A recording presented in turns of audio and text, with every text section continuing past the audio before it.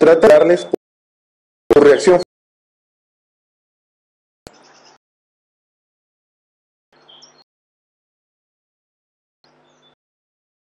Así que decidimos optar por un enfoque interdisciplinar integrado por múltiples accionistas.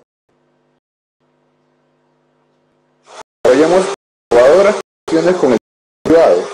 Desarrollamos competencias profesionales adaptadas a una línea rotatoria. Desarrollamos estrictas medidas de control para evitar más daños al entorno. Y desarrollamos ambiciosas redes de protección social para quienes no eran capaces de cuidar de sí mismos. Este proceso nos ha supuesto un reto, en el que hemos aprendido muchas lecciones. Estamos orgullosos de aplicarlas en otros lugares en un futuro muy cercano. Pero decirles a la gente: bienvenido a la aldea.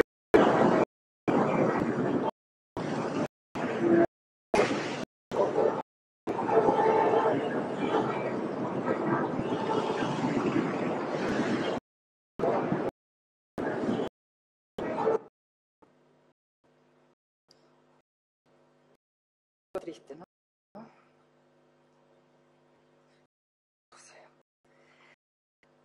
Bueno, ¿cómo nos Naciones Unidas este tema? Naciones Unidas consideran a los pueblos indígenas como una oportunidad para resolver problemas éticos en relaciones ecológicas, económicas y sociales. Una oportunidad para contra patrones no sostenibles de producción y consumo, como una manera de realizar la los derechos humanos. La FAO, bueno, el papelito que les da política de para asuntos indígenas. Y ese es el tema de esta comenzar. Habla el señor Pérez.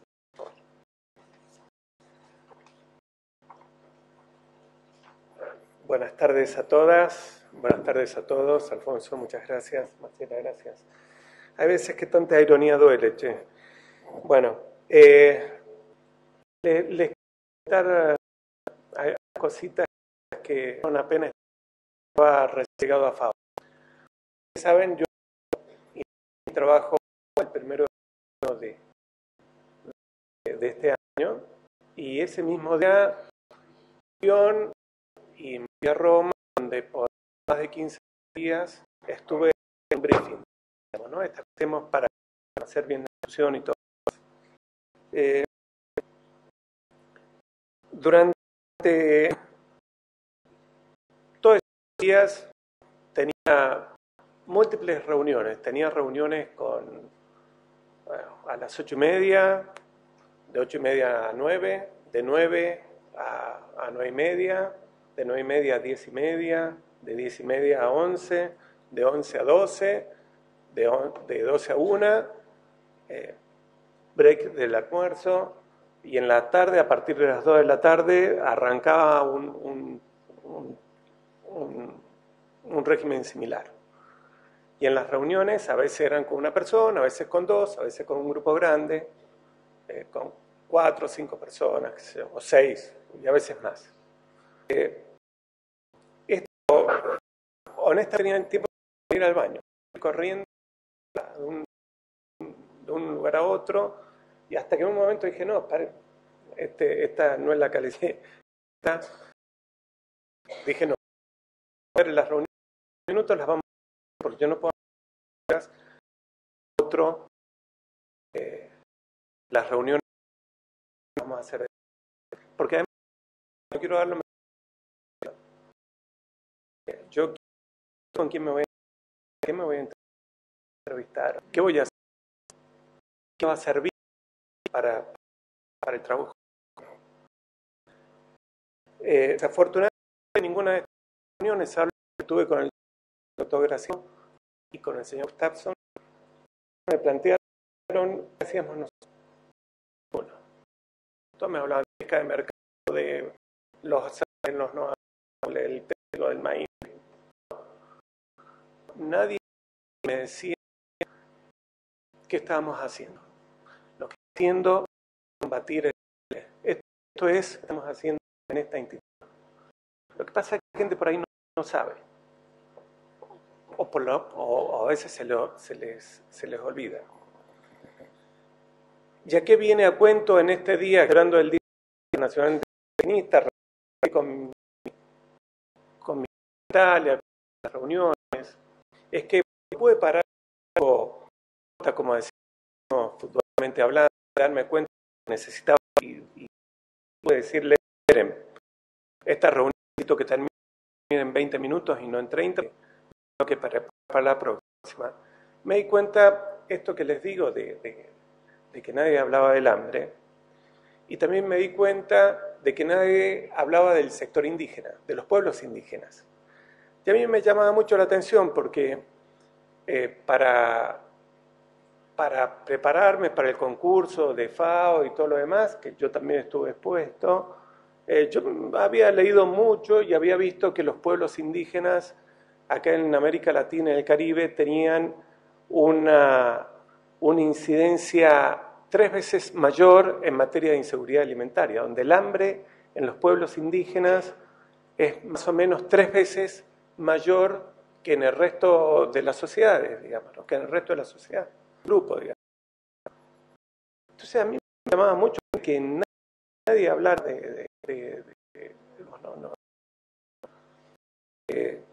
después aprendí un poco que esto, sí, no entendemos, y creo que lo recalcaba, no entendemos estas diferentes culturas, no entendemos cómo es el lenguaje, de cómo es la forma de proceder, cómo es que tienen con la naturaleza.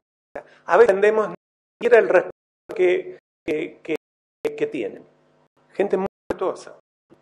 A veces se queda callada para no hacer polémica y a ese silencio como una manera de aprobación o desaprobación. Pero resulta que después tomamos medidas iguales para tratar temas desiguales y lo que hemos terminado haciendo es aumentando las desigualdades. Yo quería aprovechar esta reunión para comentarles cómo terminó este tema en Roma. El último día, la última reunión que yo tenía, ustedes saben, en Roma no cortamos al mediodía, sino cortamos como cualquier otro horario. La última reunión que tenía era a las 4 de la tarde, una reunión de 1 hora, y estaba con ella y gente, y nos presentamos a la gente y le dije, bueno, yo tengo que hacer una reflexión acá. He estado 15 días en esta institución, he entrevistado, no sé, 300 personas tal vez, he pasado por reuniones y me llama mucho la atención que nadie haya planteado el toque con los pueblos indígenas, el cual es lo que hay que hacer ahí. Y una chica que está participando dice, ese mismo. Así que que por lo menos personas estuviera ocupándose de ese punto, digamos, ¿no? Ahí en Roma. Pero, bueno, más allá de eso, que ciertamente me gustó que estuviera teniendo la bandera. Cuando venía acá, me gustó mucho que acá sí estuviéramos focalizados, que tuviéramos un consultamos contratando por ahí, Fernando, o ya estaba. ¿Cómo? Trabajaba el mismo día que tú. Claro, estaba, me llenó de alegría y siempre, bueno, también está de juntarme con a veces en la oficina, en el almuerzo, para conversar de estos temas, pero lo más importante de todo que esta celebración que está haciendo de los pueblos originarios, de los pueblos indígenas, nos invita también a la reflexión que decía hace un momento, ¿no? Nosotros estamos básicamente para combatir, digamos, ¿no? Para eso estamos, para eso nos levantamos todos los días.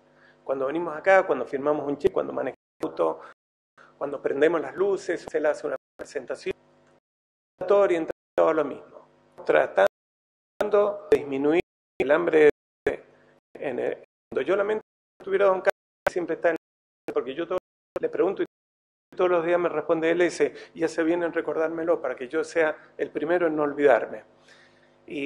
Pero hablando de eso, justamente tenemos este subgrupo que son de los pueblos indígenas, donde ahí la tasa de inseguridad alimentaria es 3 veces más alta, digamos, ¿no? O tenemos algunos países donde los niños indígenas, la tasa trepa a niveles realmente vergonzantes. Realmente que uno le duele en el alma de saber que la mitad de una población de alguna comunidad está bajo estas circunstancias de desnutrición crónica, por ejemplo. Entonces, yo quería aprovechar esta reunión. Obviamente lo tenemos que celebrar y lo tenemos que celebrar con alegría, pero también que nos invite a reflexionar acerca de nuestro trabajo, que cada vez que lo hagamos tengamos presente esto.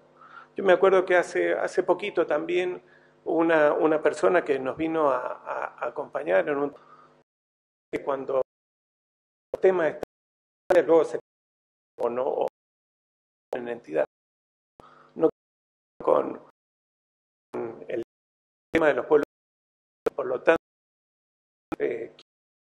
todos cuando estamos haciendo trabajo presentes para que efectivamente el mandato podamos erradicar en América del Caribe y que aquellas comunidades más vulnerables, aquellas comunidades que están más primeras, a las cuales nosotros tenemos que focalizar. Les agradezco mucho por su participación acá en este evento. Lamento que hoy me salió este speech medio un poco trágico, ¿no? Pero no trágico. La palabra es una realidad que los ojitos y las antenas bien paradas, que cuando más adelante en nuestro trabajo tengamos más presente. Muchísimas gracias por su atención y los ahora con Alfonso. Muchísimas gracias.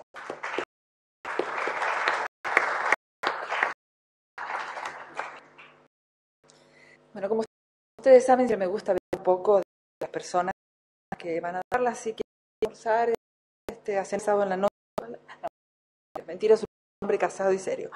Pero sí le pedí un currículum y es increíble, traté también de resumir. Es Bolivia, ingeniero químico, biólogo y ambientalista. Ahora, además, es especialista en derechos de los pueblos indígenas. Fue líder estudiantil y en su trabajo trabajó en diversos internacionales.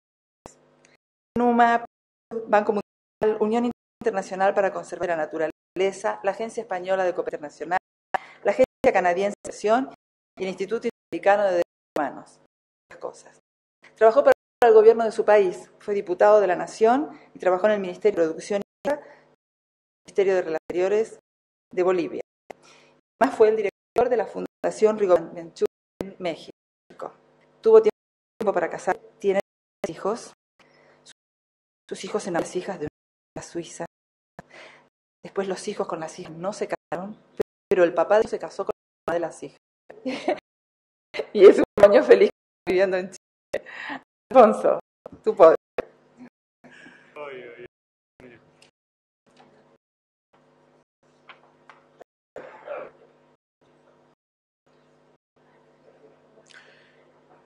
Bueno, como verán, eso no tiene nada que ver con los pueblos indígenas, ni con los de Vamos a hablar de lo que hemos venido a hablar. Nos ha hecho votar. Yo sé que la FAO ha trabajado desde su nacimiento proyectos tratando de bajar el hambre,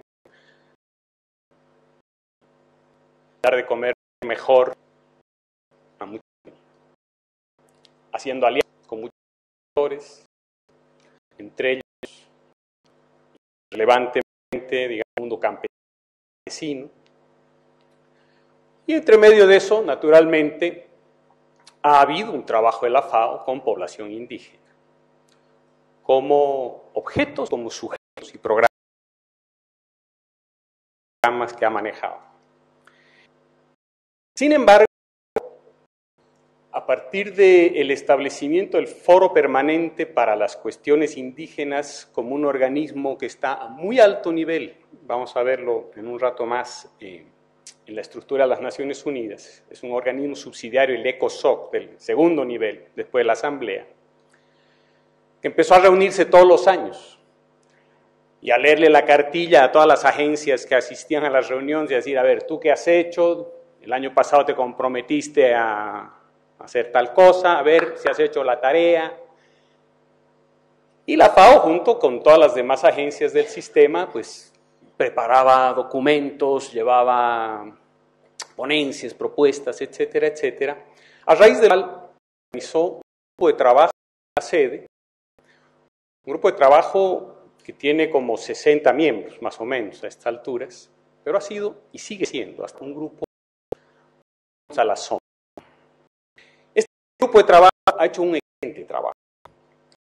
El año 2010 terminó de elaborar un documento que se llama La Política de la FAO para los Pueblos Indígenas y Tribales, un resumen del cual tiene en sus manos. Gran documento. Este documento en carpeta, engavetado desde hace 2 años. Soplan nuevos vientos en la sede y aquí, como acabamos de escuchar con la intervención de nuestro representante regional.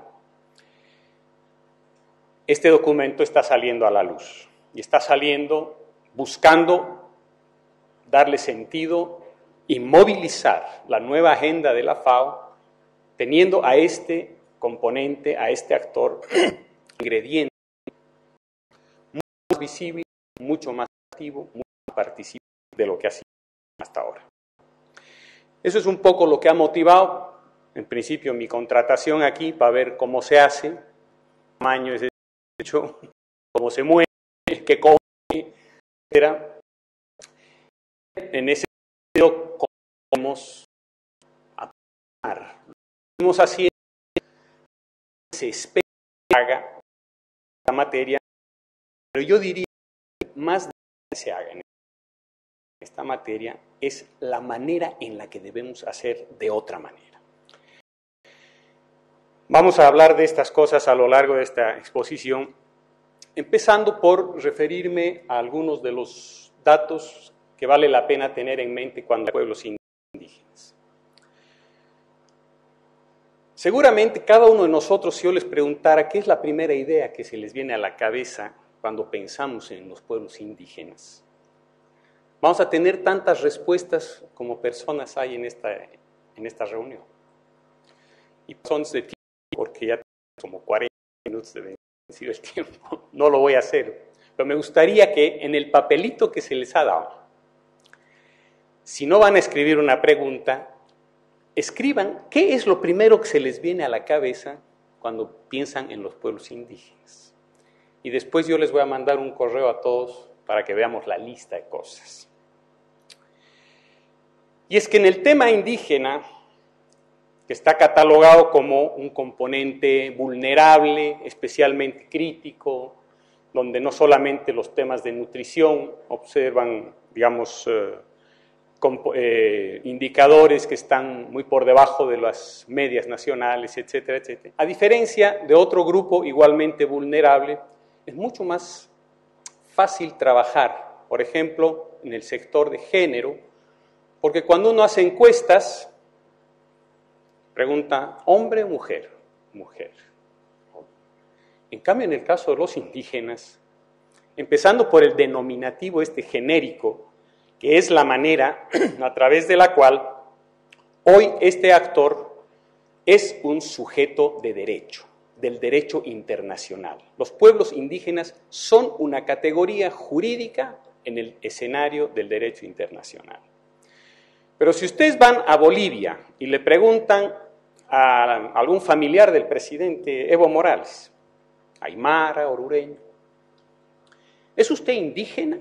Le va a decir, no, yo soy aymara. O algún vecino le diga, no, indígena, no, es un nombre que pusieron los españoles aquí cuando llegaron, creyeron que habían llegado a la India y después deformaron el vocablo, etc. Yo soy originario de estas tierras. O sea que, empezando por esto, hay una cantidad de temas que todavía son parte de las cosas que hay que resolver para que lleguemos a un piso donde podamos hacer una especie de línea de base, que es lo que está de moda ahora para construir políticas en cualquier materia, que diga, los pueblos indígenas de América Latina tienen una situación, no los países, ni en bajo el parámetro a su indígena. Veamos, dando vueltas, y los datos que yo voy a estar a continuación, tómenlos por favor con beneficio inventario, porque están afectados de estos sesgos que tienen las boletas censales, de manera que no sabemos exactamente de cuánta y de cuál gente estamos hablando cuando se habla de pueblos indígenas. En América Latina, bueno, en el mundo se estima que son alrededor de unos 400 millones de personas.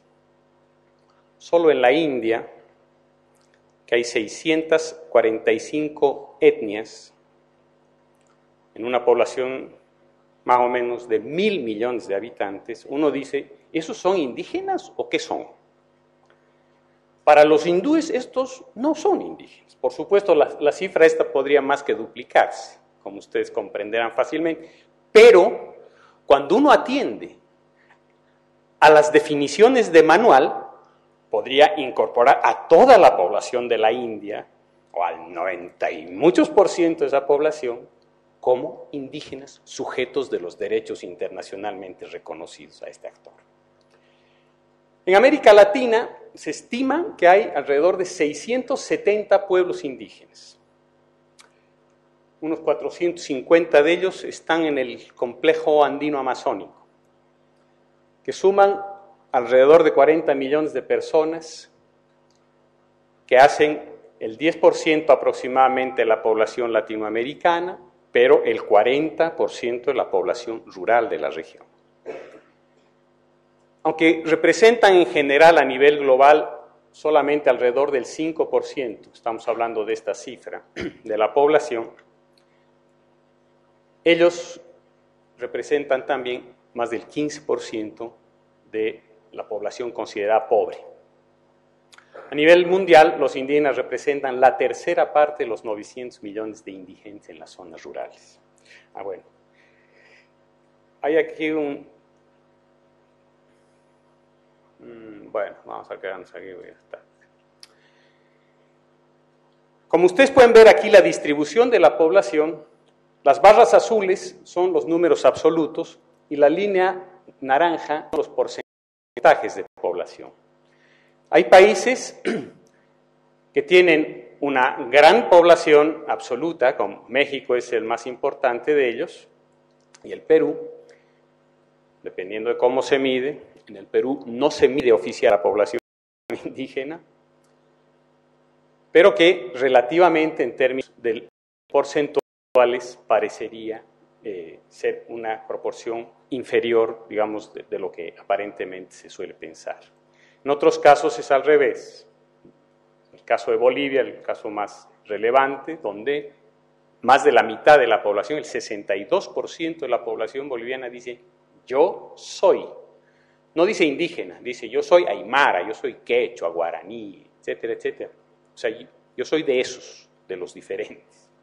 En fin, esta es un poco la composición, lo cual nos está hablando de una enorme heterogeneidad en este cuadro. La información censal, estas son noticias de la semana pasada, del fin de semana para ser más precisos. El Brasil ha hecho su último censo de población el año 2010 y la semana pasada ha divulgado los resultados en lo que hace a su población indígena. Llena de sorpresas la información. Y quiero decirles una cosa, por primera vez en un censo de población en el Brasil se pregunta a la gente por su pertenencia étnica. Hasta aquí los censos de población tenían una pregunta sobre la raza o el color de piel, pero no había una pregunta que le consultara a la gente, ¿usted qué cosa es? Culturalmente hablando. ¿Usted qué cosa se siente ser? Y esta es la primera vez que se lo hace. Hay otros países que lo hacen desde hace 10 años o un poco más. En el Perú está abierto el debate. Esta es una noticia también que me hizo favor de enviarme nuestro colega Gonzalo del fin de semana también, en el que se ha abierto el debate para ver cómo se mide a la población indígena. Los datos. Yo no quiero entretenerme mucho con esto. Esta presentación va a estar online para que ustedes puedan revisarla, pero aquí he tomado algunos datos que tal vez convendría que ustedes tengan en mente. En términos de pobreza, se puede duplicar, triplicar, dependiendo de los países. En algunos casos, en el caso del Paraguay, es casi 8 veces mayor el índice de pobreza de la población indígena a la de la población no indígena. En el caso de Panamá, casi 6, etc. Bueno, hay referencia al tema de ingresos, etc. Vamos a apurarnos un poco acá porque la verdad es que el tiempo nos va a comer. Los indígenas no han sido siempre pobres. En la definición jurídica de quiénes son indígenas hoy, en el único instrumento jurídicamente vinculante que hoy existe en el sistema internacional sobre los derechos de los pueblos indígenas, que es el Convenio 169 de la OIT, habla de lo que son estas colectividades, vamos a ver el texto preciso un poco más adelante, que son el resultado de procesos de colonización que tuvieron lugar hace siglos atrás. Y es lo que queda de aquellos procesos y las múltiples metamorfosis que han ido viviendo estos colectivos, heredando y manteniendo hoy en día todas o parte de sus formas de vida, valores, sistemas, etcétera, etcétera, etcétera. Al perder territorios, recursos, tierras, aguas, etcétera, etcétera, que configuraban modos de vida sostenibles, como nos ha mostrado el video que nos hizo favor de pasar Marcela antes de la presentación, hoy día estas formas sostenibles y estrategias sostenibles de vida que caracterizaban la vida de muchas comunidades indígenas ha estado gravemente erosionado. En algunos países donde se han reconocido los derechos territoriales de los pueblos indígenas, esta es una foto de hace 3 semanas de Colombia, en un resguardo indígena constitucionalmente reconocido y titulado como tal por el gobierno colombiano, los indígenas dijeron, nosotros queremos paz en nuestro territorio. Por favor, militares, paramilitares y otros no invitados hagan el favor de retirarse. Resultado, lo que seguramente todos han visto en la prensa en estos últimos días. En relación con indicadores de educación, salud, etcétera, vamos a ver algunas cosas. En todos los casos, vemos aquí las barras naranja son población no indígena y la azul son población indígena. Esto es un gráfico que corresponde a los años de educación primaria vencida por condición étnica. Y en todos los casos vemos que, obviamente, la población indígena tiene un menor nivel de escolaridad que la población no indígena. Los redonditos y los triángulos marcan lo que es la comparación de índices entre hombres y mujeres. Así como en la población no indígena, el índice de conclusión de la educación primaria en los no indígenas es superior en mujeres que en hombres. En el caso de los pueblos indígenas, la brecha es inversa y brutal, como vemos aquí. En el caso de las mujeres que han concluido la educación primaria, vemos las no indígenas están prácticamente todas ellas por debajo del nivel de equidad. En este otro gráfico es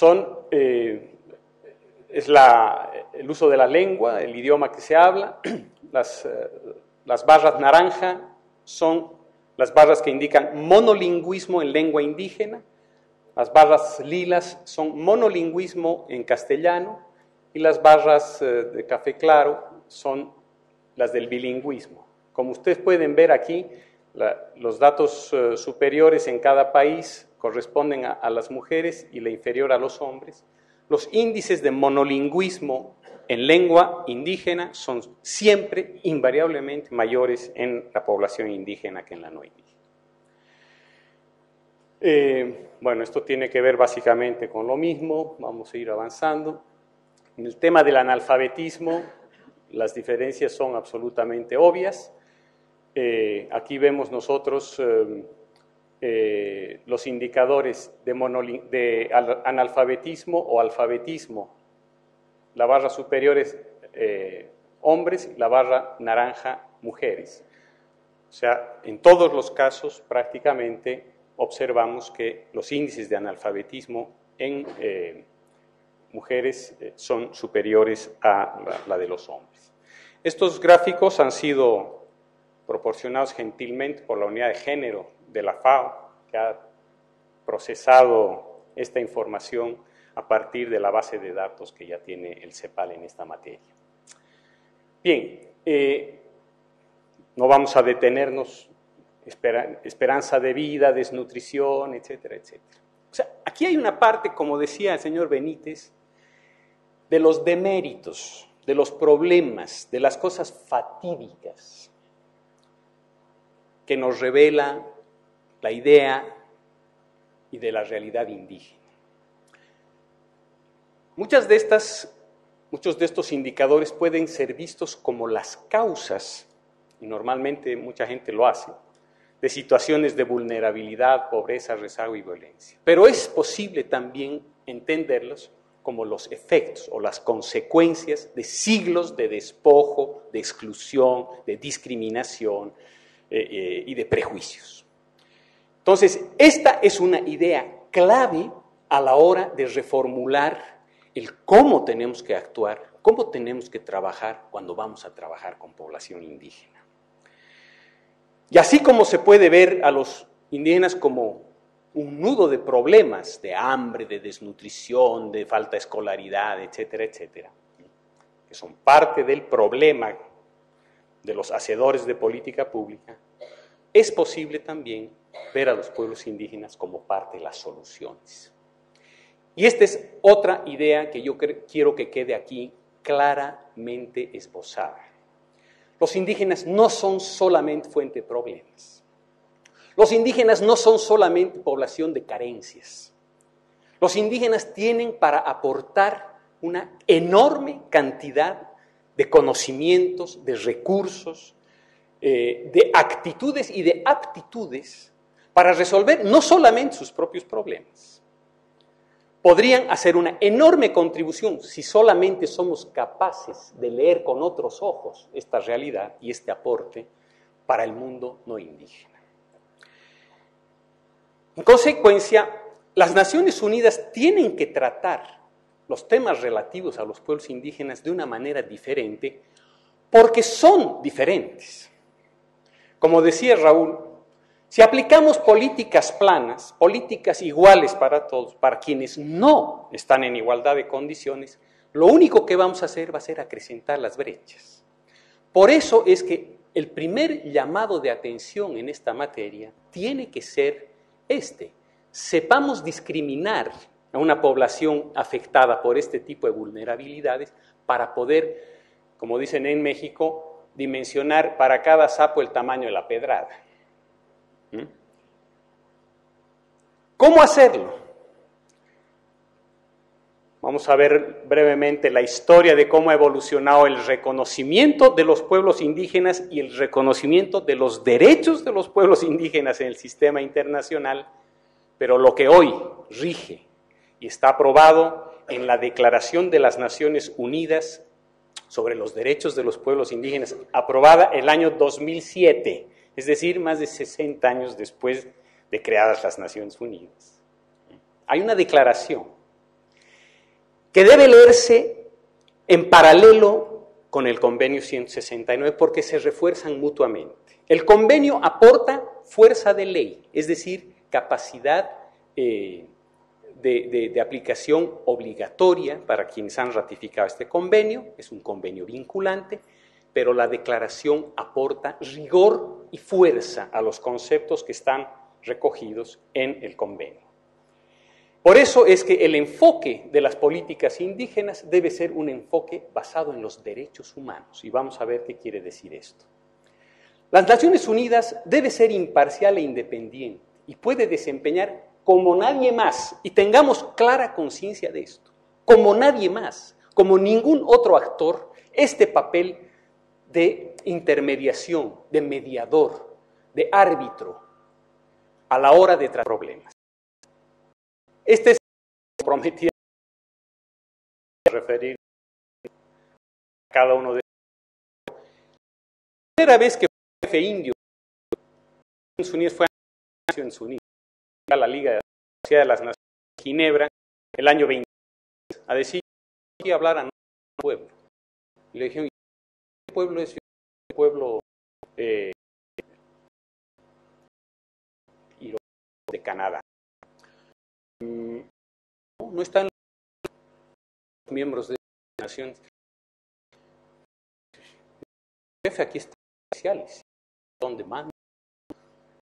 No, se opuso, insistió, al final se movió durante un día hasta que logró entrar en el de la sociedad del pueblo. El 23 de 2006 que se Naciones Unidas un montón de años de ser el de los pueblos a la propia voz en el escenario de Naciones Unidas. En ese escenario con una que dice nosotros los como el primer sujeto de derecho internacional, que después se aprueba en el año 60, el 48 la Declaración de Derechos Humanos y el 76 los pactos internacionales de derechos humanos, derechos civiles y políticos y de derechos económicos y culturales, tienen un conjunto de derechos individuales, pero tienen un derecho colectivo, el artículo a ambos pueblos, en el que se reconoce el derecho a la libre dominación de los pueblos objeto del derecho internacional. Es decir, el derecho a vivir libremente, estatus político, opciones de desarrollo económico y cultural, etcétera, etcétera. De 66 pueblos indígenas tienen reclamado que se les reconozca como pueblos el derecho libre de territorio. Derecho que ha sido solamente reconocido a plenitud en la declaración por el propio Convenio 60 reconoce ese derecho de manera plena. ¿Qué es un enfoque de derechos? Un enfoque de derechos es entender lo de los derechos, los 30 de la Declaración de Derechos Humanos. Todo universal, que no se puede tomar un derecho y separarlo de lo demás. Todo tiene que ver con todo. Los derechos humanos es lo más sistémico que hay en el derecho internacional. Entre los derechos y los principios que orientan el enfoque de derechos humanos está la universalidad, la indivisibilidad, la interdependencia e interrelación, la participación e inclusión, y en este caso es especialmente clave este derecho porque, como vamos a verlo más adelante, tanto en el convenio como en la declaración y en la política de la FAO, el tema de la consulta libre, previa e informada en cualquier tema que vaya a afectar a un pueblo, a una comunidad, a una organización indígena, es una obligación. De manera que esto no es más una cuestión optativa, o de que si yo soy un tipo abierto, más o menos populista, etcétera, voy y hablo con la gente, y si no, pues lo de siempre, el video que acabamos de ver. esta relación interétnica, esta relación intercultural vertical, odiosa, donde hay uno que sabe, que tiene, que puede, y otro que no sabe, que no tiene, que no puede, que no quiere, etcétera, etcétera, donde obviamente entre estos dos sujetos la única relación posible es la que yo doy si quiero y yo recibo si puedo. Esto se tiene que acabar. Y esto está claramente establecido en esta política de la FAO, esto está claramente liquidado en el papel por los instrumentos que aquí rigen. Y aquí y he puesto esta frase acá, porque es lo más importante de todo. En el tema de derechos de los pueblos indígenas y en el enfoque de derechos, el proceso es tan importante como los resultados. Es en el proceso donde se labra la intencionalidad. Es en el proceso donde se labra el reconocimiento mutuo entre actores. Es en el proceso donde se reconoce la dignidad equivalente de los que están en los dos lados de la mesa. Y esto es el tema, la piedra de toque, la piedra angular de cualquier política que hacia adelante un organismo internacional, un gobierno, etcétera, deba construir en relación con su accionar con los pueblos indígenas. Este es el artículo primero del Convenio 169. Vamos a leer únicamente la parte relativa a lo que nos interesa. La declaración no describe quién es el sujeto de esa declaración. Lo hace el convenio. Y antes del convenio, unos informes, etcétera, etcétera. Para quien tenga interés, hay una pila de cosas que les puedo contar. Este convenio se aplica a los pueblos en países independientes considerados indígenas por el hecho de descender de poblaciones que habitaban en el país o una región geográfica a la que pertenece el país en la época de la conquista o la colonización o del establecimiento de las actuales fronteras estatales, y que cualquiera que sea su condición jurídica, conservan todas sus propias instituciones sociales, económicas, culturales y políticas o parte de ellas. Por efecto de la colonización y la historia que todos conocemos, obviamente muchas de estas instituciones se han erosionado, se han debilitado y hoy día existen solo de manera parcial o muy débil. En otros casos se ha logrado preservar con cierta fortaleza. Pero esta es una definición absolutamente clave para identificar a los pueblos indígenas. Y el otro tema es que es la conciencia de su identidad indígena o tribal. Es el principal criterio para determinar los grupos a los que se aplican las disposiciones de este convenio. Es decir, es lo que yo siento que soy. Si yo soy aymara, yo tengo derecho a reivindicar los derechos que están en este convenio. Si yo soy cayubaba, si yo soy yanomami, ¿no es cierto? Yo digo, a mí me aplican estos derechos y es esa conciencia de pertenencia donde se fundan los derechos. No es el criterio que a ojo de buen cubero puede hacer un encuestador del censo de ninguna parte, como ocurría, por ejemplo, en los censos para contar por indígena.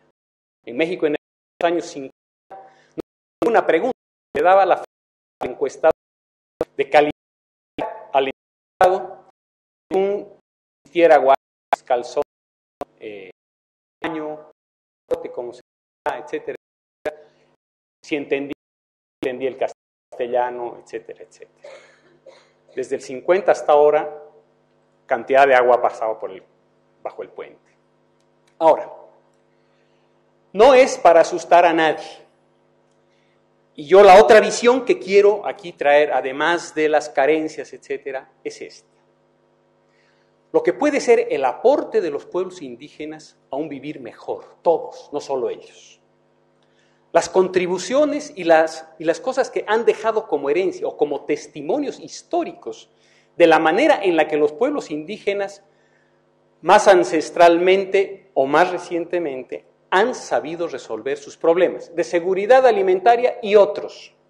Porque una de las características que tenemos que tener en cuenta que tienen los pueblos indígenas, a diferencia de las sociedades no indígenas occidentalizadas, es que en general, podemos decir, la cosmovisión de pertenencia de un pueblo indígena es algo holístico, integral, comprensivo, que integra todas las dimensiones de la vida, lo espiritual con lo económico, con lo ético, con lo social, con lo familiar, con la producción, con lo que ustedes quieran.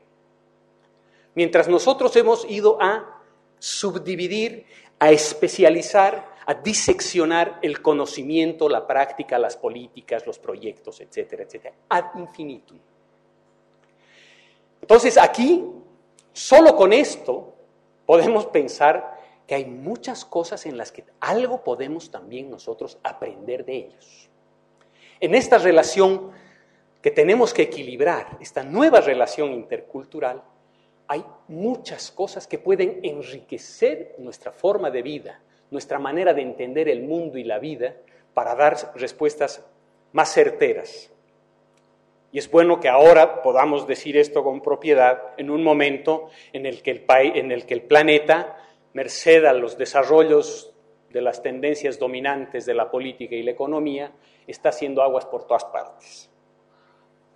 Hay crisis climática, hay crisis alimentaria, hay crisis energética, El planeta no puede seguir viviendo como ha vivido en los últimos 50 o 100 años.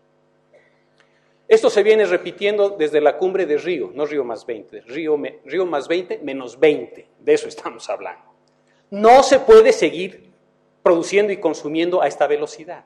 Nos estamos cargando el planeta. No es ya un problema de distribución de la riqueza, más socialista, más capitalista, no. Se trata de resguardar la base donde vivimos, los recursos que nos permiten mantener la vida. Y en esto, pues los ejemplos que podemos sacar de la historia esta son incontables. Vamos a ver algunos de ellos. Esto es un sistema de cultivo en la región ribereña del lago Titicaca. Tiene más de 2000 años de historia. Los sucacollos o guaruguarus, que se les llama. Los rendimientos en producción de papa a 3.810 metros sobre el nivel del mar. Son 10 veces el promedio actual en cultivos tradicionales. 10 veces en la misma región. Hoy día se saca entre 1 y 2 toneladas por hectárea de papa. De un sucacollo se puede llegar a sacar más de 10 toneladas por hectárea.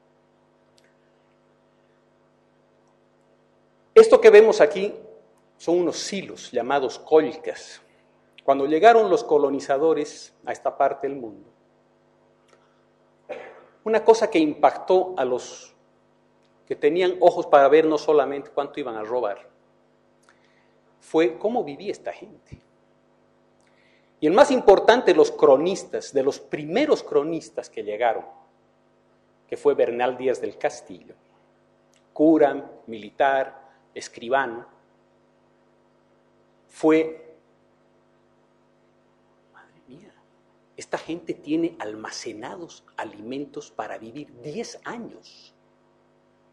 En el valle de Cochabamba, de donde la Cintia y yo provenimos, y la Tania, había 2.500 colcas cuando llegaron estos señores y las contaron y escribieron sobre ellas. Hoy día son ruinas. Estos sistemas para maximizar el uso del agua, hacer productiva una tierra a 4.000 metros de altura, etcétera, en pendientes, en gradientes importantes, etcétera.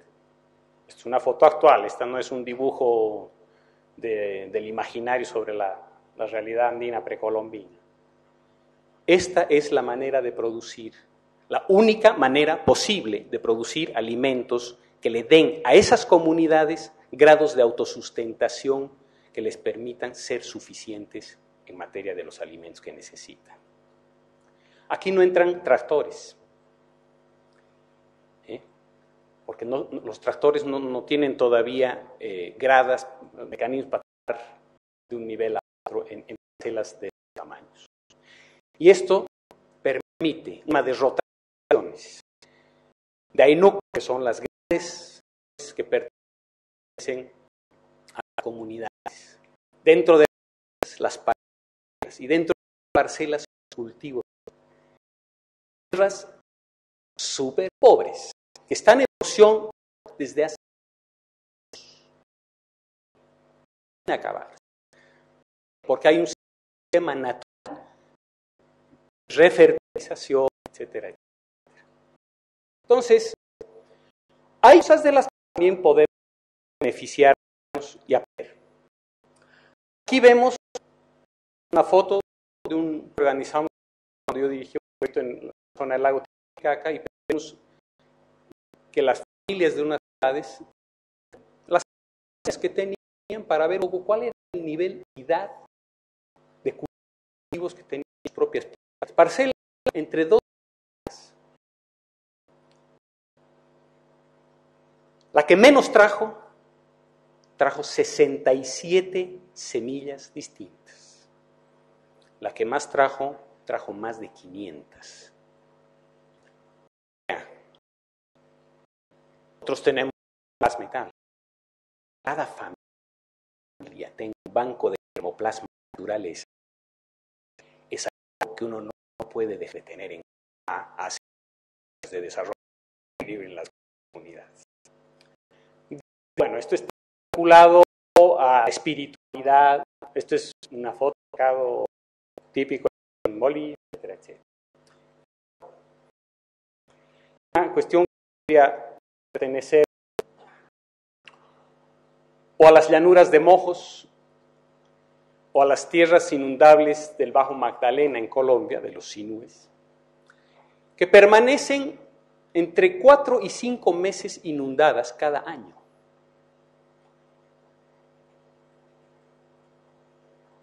La emergencia no es un tema tal, la emergencia es un tema previsible. Hoy día estas son tierras convertidas en potreros. El emporio ganadero boliviano está en tierras como estas. En estas épocas había un sistema construido por el hombre, más de 1,000 oficiales, unas con por terraplenes, todas las riberas, la zona más de agua, como la simetría que tienen estos reservorios habla de que no es una construcción natural, es una construcción artificial. En fin, aquí se nos ha quedado una foto, ahí está. Bueno, esta es la llanura en tiempo de seca y esta es la misma llanura 4 meses al año. Aquí hay una manera de gestionar el territorio y sus recursos que daba, según las estimaciones, hasta 500 toneladas de proteína en carne y pescado al año, donde hoy día se trata de justificar la tenencia y la función económica y social pidiendo 15 hectáreas por cabeza de ganado. Este es el paisaje de estas regiones. Lomas, lagunas artificiales.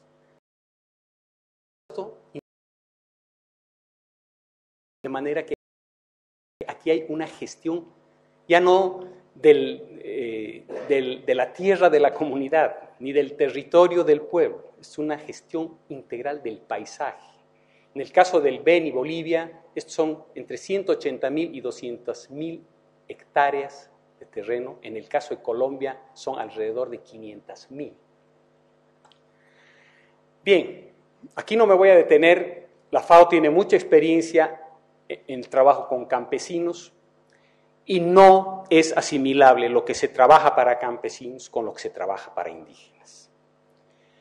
Mientras los campesinos tienen una lógica individual, una lógica sindical, una lógica productiva, una lógica de acceso al mercado, una lógica de acción ciudadana, etcétera, como la que todos nosotros conocemos. En el caso de la población indígena, esto tiene absolutamente otros códigos que nosotros necesitamos tener urgentemente claro para saber con quiénes estamos hablando. Que tenga interés en ver más a detalle esto, lo puede ver luego en la presentación que va a estar en la red. Voy a usar 3 o 4 láminas aquí para hablar de qué cosas tiene la política de nuestra institución para entrarle al tema. Los criterios rectores es considerar a los pueblos indígenas que tienen prioridad en el tiempo. Los abogados dicen primero en tiempo, primero en derechos, en la ocupación de territorios, etcétera, etcétera. Esto es hoy parte de nuestro catecismo. Ojo. La perpetuación voluntaria de la distinción cultural. Durante décadas, las políticas que se intentaron en la región fueron o de asimilar o de permitir que se extingan de manera natural los pueblos indígenas. Era una rémora del pasado que, bueno, ¿qué hacemos con ellos? Nos aguantaremos y, bueno, algún día terminarán siendo chilenos, bolivianos, mexicanos, colombianos, o se acabarán como una velita.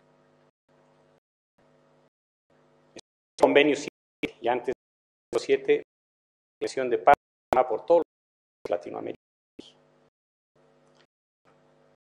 20 años de intentar que se o asimilaran, se dio cada vez que era una situación cada vez más peja que esta cuestión, y se aprobó el en 60. Y es que son actividades que y que ir siendo la perpetuación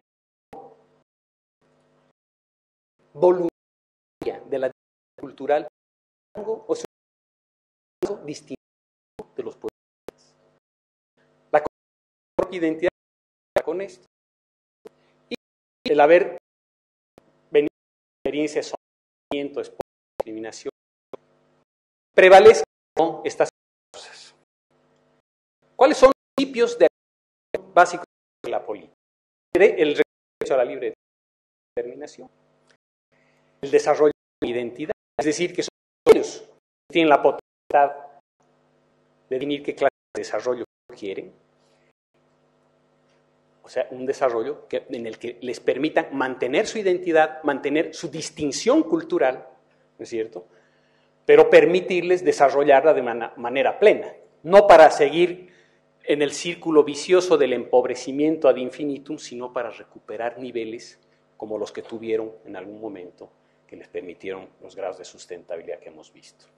Consentimiento libre, previo, informado, la participación e inclusión, derechos a la tierra y otros recursos naturales, los derechos culturales, que son por esencia derechos colectivos, y el tema de la igualdad de género. Aquí hay mucha tela para cortar. Muchos observadores podrán decir, en los pueblos indígenas hay tanto machismo como en los pueblos no indígenas. Y en algunos casos tendrán toda la razón del mundo, y en otros no. O sea, dentro de los pueblos indígenas el universo es tan heterogéneo, tan variado, que hay desde los casos más extremos de matriarcados, ¿no es cierto?, hasta los casos más extremos de patriarcados. Pero el tema de la equidad, hoy día, consignada entre los derechos que están reconocidos internacionalmente, es un tema aceptado por los pueblos indígenas. Las áreas prioritarias en las que nosotros podemos interactuar con ellos: seguridad alimentaria, nutrición y derecho a la alimentación, recursos naturales, medio ambiente, recursos genéticos, tierras y territorios, diversidad biológica y cultural, que van una de la mano de la otra, energía y cambio climático, sistemas de comunicación y conocimiento, ambos podemos aprender el uno del otro, y oportunidades económicas para fortalecer las estrategias de vida de estos pueblos. Para esto, el documento de políticas plantea mejorar el entorno institucional de la FAO para poder actuar y generar capacidades en su propio staff, fortalecer a sus interlocutores a través de procesos sostenidos de diálogo y concertación, integrar las cuestiones relativas a los pueblos indígenas en ámbitos normativos y operacionales, participación directa y eficaz desde el diseño hasta la evaluación, desincentivar los proyectos que tengan efectos adversos y que obviamente no hayan pasado por el procedimiento de las consultas, etcétera, etcétera, y la interacción sistemática y permanente, no episódica. O sea, esta es una cultura, una nueva cultura que tiene que tener un rasgo de permanencia como parte del quehacer institucional. Para esto, los mecanismos previstos: intercambio y análisis de información, diálogo sobre políticas y labor normativa, cómo incorporar el tema en el programa de campo y la movilización de recursos, con todos los componentes que están señalados aquí y descritos de una manera un poco más ambiciosa en el documento concreto. Termino leyéndoles el último párrafo del mensaje del director general con motivo del Día Internacional de los Pueblos Indígenas. La FAO considera que los pueblos indígenas y tribales, con su riqueza de conocimientos ancestrales, constituyen socios estratégicos fundamentales en la lucha contra el hambre. Sus voces deben ser escuchadas con el fin de encontrar juntos un nuevo equilibrio entre las necesidades humanas y las necesidades del planeta, nuevos mecanismos capaces de garantizar la justicia ambiental y social y nuevos modelos de producción, distribución y consumo de alimentos para aliviar la presión sobre los recursos naturales y asegurar a las generaciones futuras los recursos que se necesitan para alimentarse. Eso es. Muchas gracias.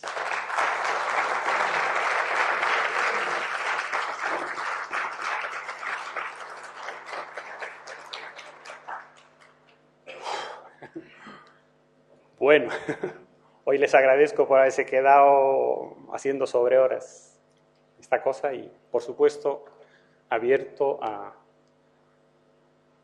recibir las preguntas habladas o escritas que quieran. Raúl, por favor. Perdón, pero hay una señorita detrás, suyo. Y acá hay temas de género. Importante. Gracias por los señores. Tengo una consulta. ¿Cuáles son los mayores riesgos a los cuales se están exponiendo los indígenas actualmente y en los cuales debemos tener más cuidado? Tanto desde la FAO, desde los proyectos, etcétera. Bueno, de hecho hay un proceso de... El contacto con el mundo no indígena es un contacto muy poderoso. Y los pueblos indígenas, pues no son realidades que han permanecido en el pasado, son culturas vivas, que están interactuando todos los días y están cambiando todos los días. Es decir, pensar que los pueblos indígenas tienen unas identidades inmutables que están ancladas en un pasado ancestral, no existe eso. Si hay alguien que tiene sed de modernidad y de futuro, son los pueblos indígenas. Pero quieren hacerlo de una manera propia.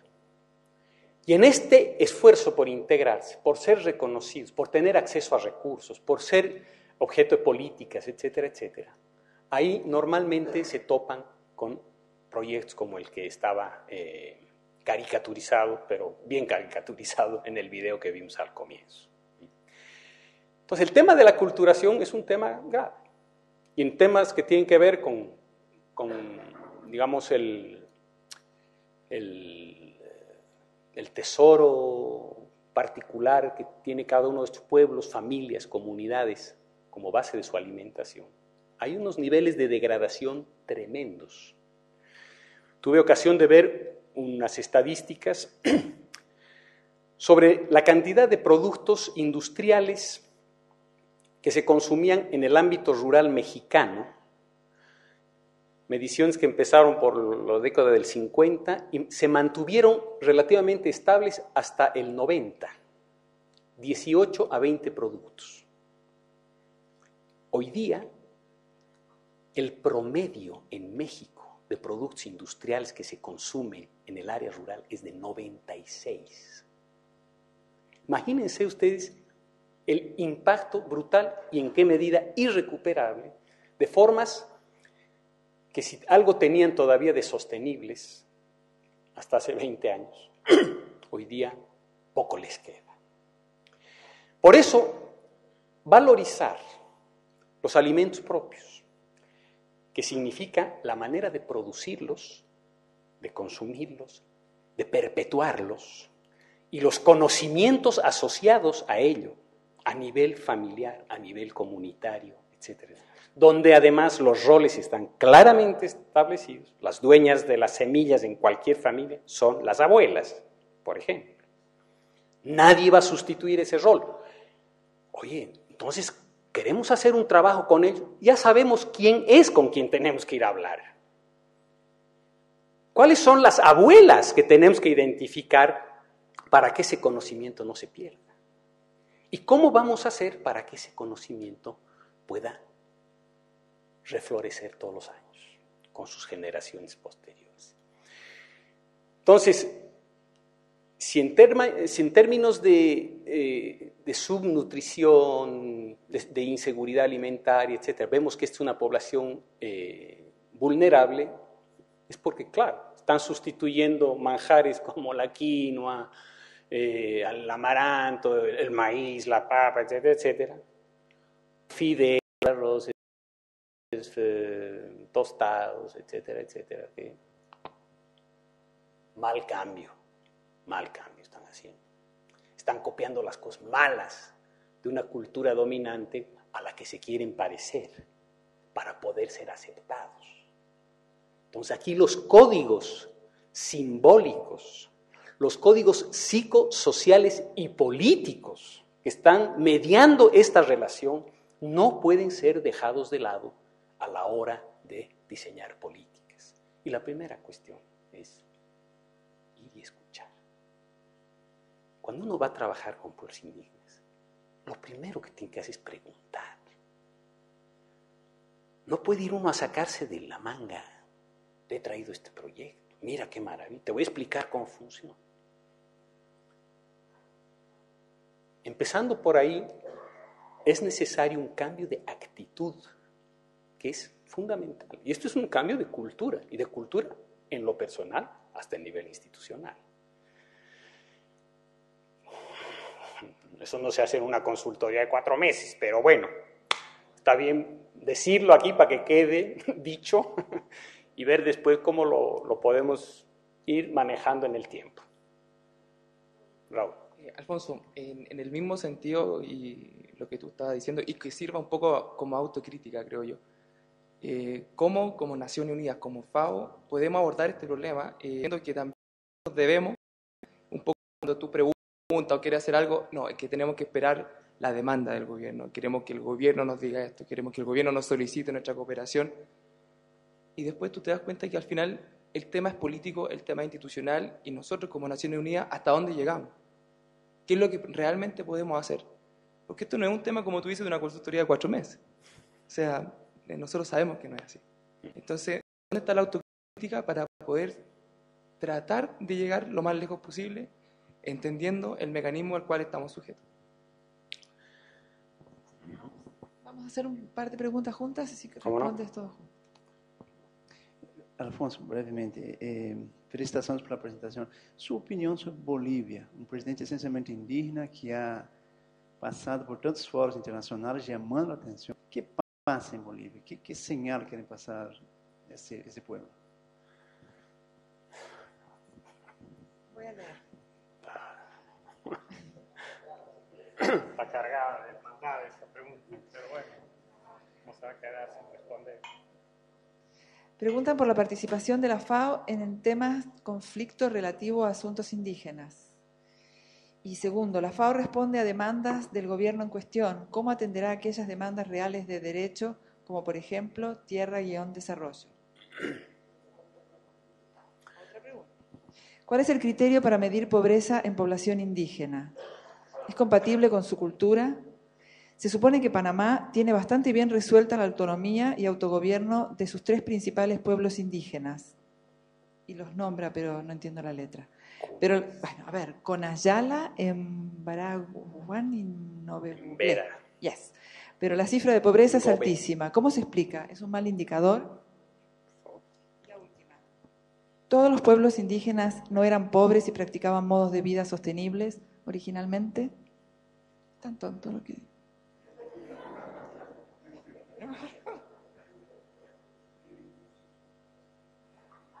Bueno, voy a ver si puedo dar... Bueno, hay algunas preguntas que son concurrentes y parecidas. La FAO se presenta, mucho gusto, FAO, organismo intergubernamental. Sí, es un organismo intergubernamental. Es parte del sistema internacional de las Naciones Unidas. De un sistema que nace con una fe de bautizo que dice nosotros los pueblos. En 60 años de historia, pueblos se sinonimizó con estados, con naciones primero, nación igual estado, estado igual gobierno, ergo las Naciones Unidas es una sociedad de gobierno.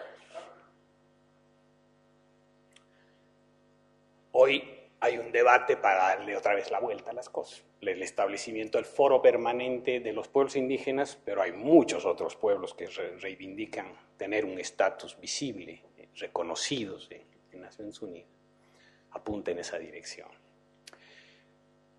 En la FAO se ha creado el Comité de Seguridad Alimentaria Mundial,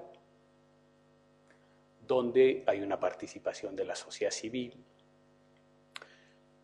que creo que tiene un rol cada vez más importante que jugar. Por supuesto, tienen voz, no tienen voto, es una opinión que se deja que hablen en la sala, pero gotita a gotita, como los chinos, se puede torturar, ¿verdad?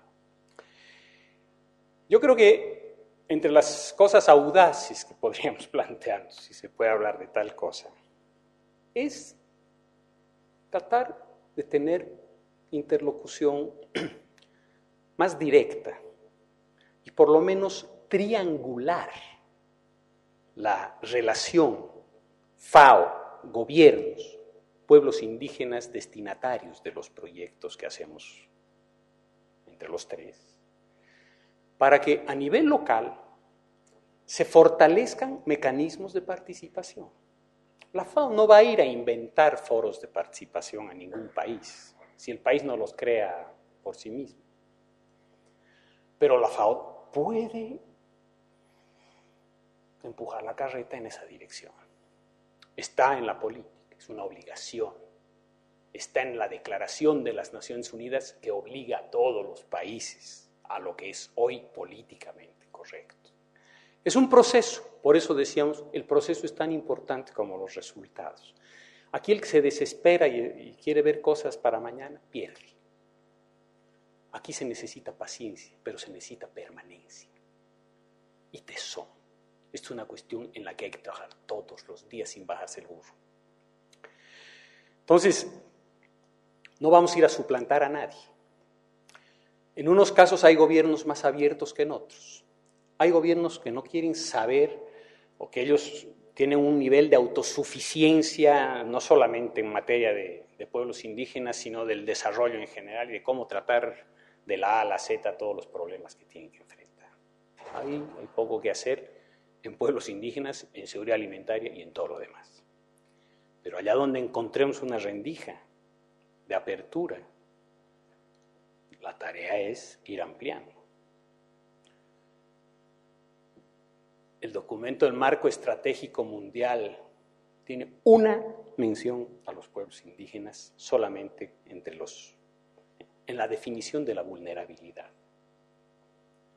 Pero eso no ha obstado para que, por ejemplo, el PESA, Programa Centroamericano, tenga una extraordinaria definición sobre lo que la FAO tiene que hacer y cómo aprender en el trabajo con los pueblos indígenas. ¿Dónde ha salido la definición? No que haya sido ni académico, de haber metido en salvarlo, seguramente. La experiencia, estoy seguro que la FAO aprender de su práctica. Cosas. Pero para eso, repito, a este espíritu social, sistematizador de la provincia, aprendamos de nuestra experiencia. Bolivia es un histórico innegable. El año 2001 se hizo en la que se preguntó a la ¿qué lengua o qué lenguas habla? Según ¿en qué lengua yo hablar? pueblos pertenecen. Aymara, quechua. No había la palabra indígena. La palabra mestizo. Había una larga lista de pueblos. O ninguno. El 62% de la población censada dijo pertenecer a alguno de estos pueblos. Solo el 50% de la población boliviana se reconoció como hablante de una lengua indígena. Y un poco más había aprendido a hablar como lengua materna indígena. El 1 que fue al 5 que fue como presidente indígena, con un porcentaje que superó todos los porcentajes que en cualquier elección del país ha sacado nadie. 4 años. El dato estadístico pasó a la mayoría. Y si la democracia es el gobierno de las mayorías, no nos tocaría a nosotros hacer algo en esta materia. Y así fue. Y este es un proceso que yo creo que tiene, en medio de las confusiones, que son muchas, tiene un nivel de irreversibilidad importante, porque se ha metido al alma de la gente.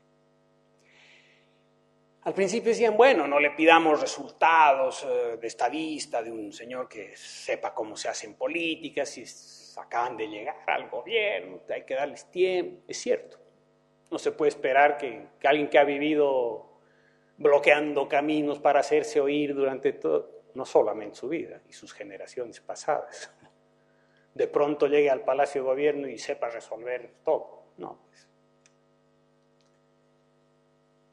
Claro, en 5 o 6 años pues ya algo se podría haber aprendido y avanzado.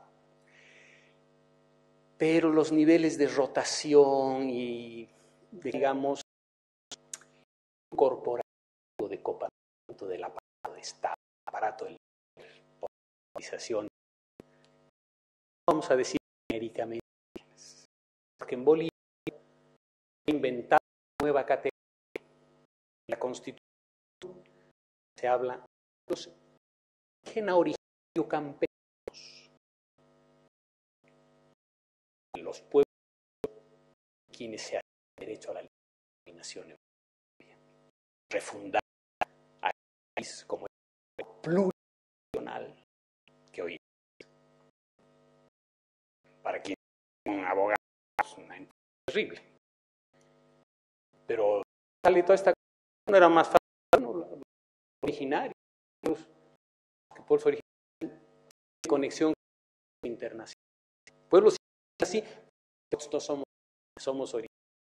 Pero ni siquiera nosotros somos campesinos. Es un proceso de modernización y de dignificación de forma grande, universal. Este es el modelo de un país de 10 habitantes. Un debate que atraviesa no solo a sus 36 indígenas originarios y campesinos y a los otros, ¿no es cierto? Es un tema del día a día. Hoy día el gobierno de Evo Morales está haciendo, por supuesto, con la mejor intención, políticas de redistribución de todo tipo, de todo tamaño, de todo calibre, pero está haciendo cosas que están fuertemente impugnadas también por la población indígena. Resulta que el sector colonizador, que es un componente del mundo campesino, ha dicho que, bueno, las tierras que se les reparten no son las fiscales, son las tierras que han dado a los indígenas, que han sido dadas incluso por este gobierno como territorios indígenas. Y el gobierno se empeña en construir carreteras, atravesar territorios indígenas, hay una serie de episodios, anécdotas, temas en los que la idea de tener a un presidente indígena, expresión de la Bolivia indígena, etcétera, etcétera, es una idea muy erosionada. muy contestada, de represión muy duros y que le han significado unos costos brutales al gobierno.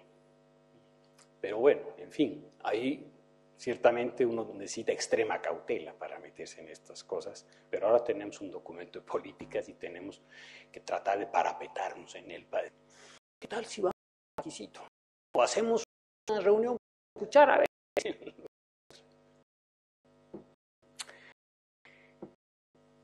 Eran todos al principio.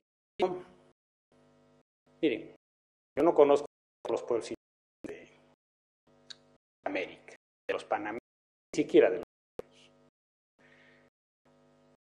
Pero si lo que vieron los españoles cuando llegaron podría describir tal vez no la universalidad de casos, pero una mayoría de ellos, o la mitad de ellos. Porque cuando llegaron los españoles no había que entender.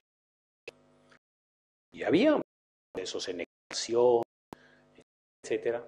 La mayor de los casos es negociar. Donde el tema de seguridad alimentaria, la política que ofrecía el imperio incaico a cambio de la inclusión de un determinado pueblo y su territorio, como parte del lamiaje de Guantín. Tú te incorporas y no te va a faltar comida. Oye, era un negocio redondo. Y eso fue, o sea, la obsesión por producir alimentos, que solamente puede entenderse por estar el epicentro de las culturas incaica y sus antecesoras, aymaras, etc., basadas en el altiplano altoandino, un lugar donde la tierra es dramáticamente pobre, donde las condiciones de producción son terribles, pero bueno, es el lugar donde se domesticó la papa, la quinoa, todas las cosas de la hora, salvado de la hambruna a la humanidad en una ocasión. Hay necesidades de invento. Ahí donde es más de esperar, donde inventó el invento, domesticó especies para los niveles de sostenibilidad, de visión, de prepararse para años, etcétera, etcétera. Construir solamente un banco de semillas resistente a muchas cosas que había que resistir, heladas, etcétera, etcétera, sino también a los años malos de lluvia y sistema de producción, porque Incario era una cosa que abarcaba desde el sur de Colombia hasta. Entonces era una política gigantesca.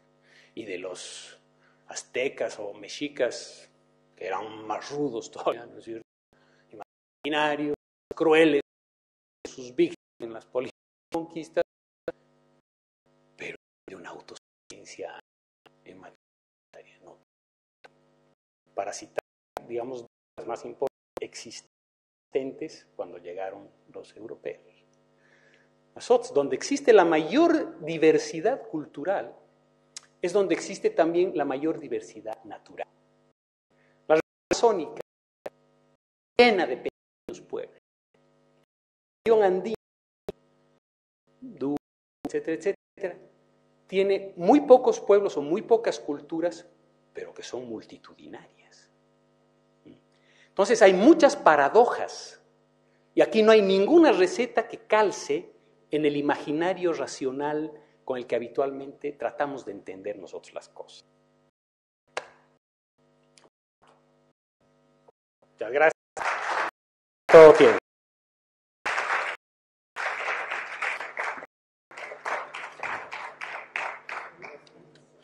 Gracias, Raúl.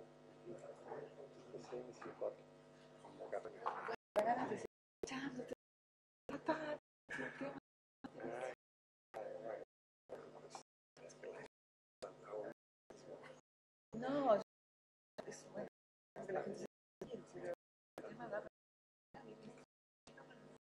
por si acaso.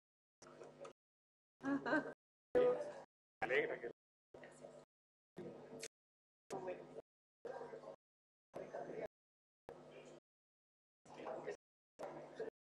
Sí. No. Solo para que te recuerdo. Disculpa, sí. Me salí justo. Pero no, no digas.